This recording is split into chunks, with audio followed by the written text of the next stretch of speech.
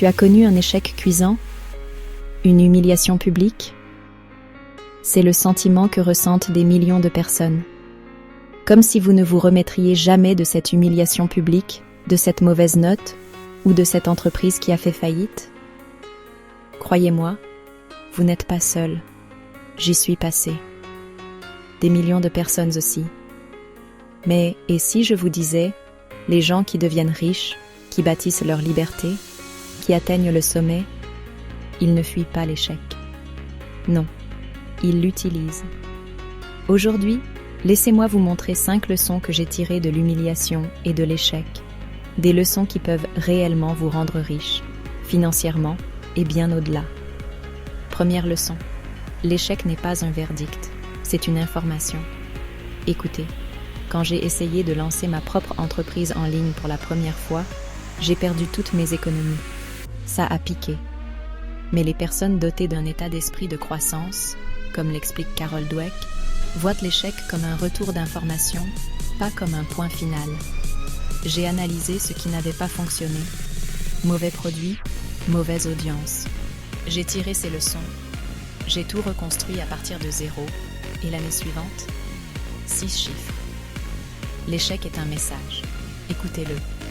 Écoutez-le. Deuxième leçon. L'humiliation enseigne l'humilité. Mon premier emploi après l'université, je pensais tout savoir. Spoiler, ce n'était pas le cas. Je me suis fait réprimander, j'ai été virée, j'étais tellement gênée.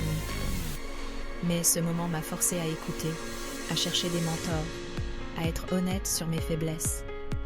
L'humilité est un carburant. Elle ouvre des portes, attire les gens à vos côtés et vous rend apte à être coaché.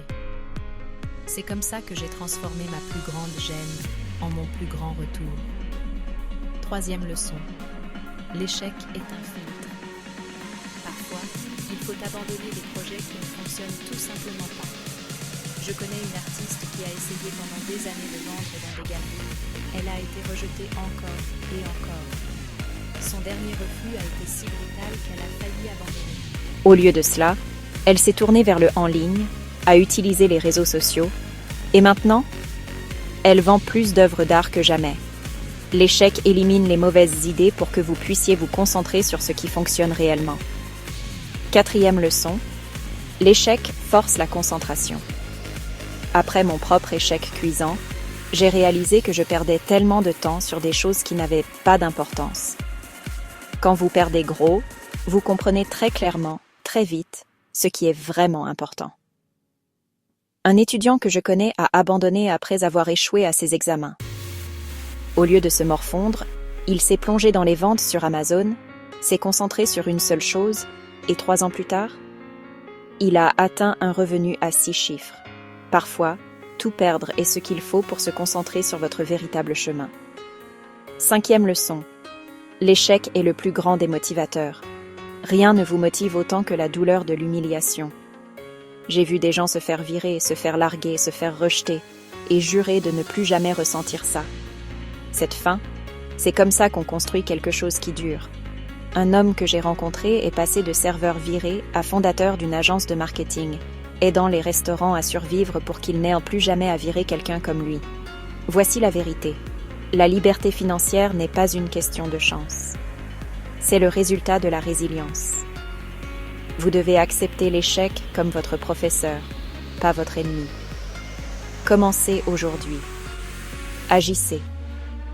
La seule chose qui se dresse entre vous et vos rêves, c'est ce que vous ferez ensuite.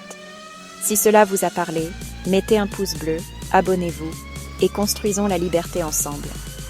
La liberté financière n'est pas le fruit du hasard, mais de la résilience. Accepte l'échec comme un enseignant.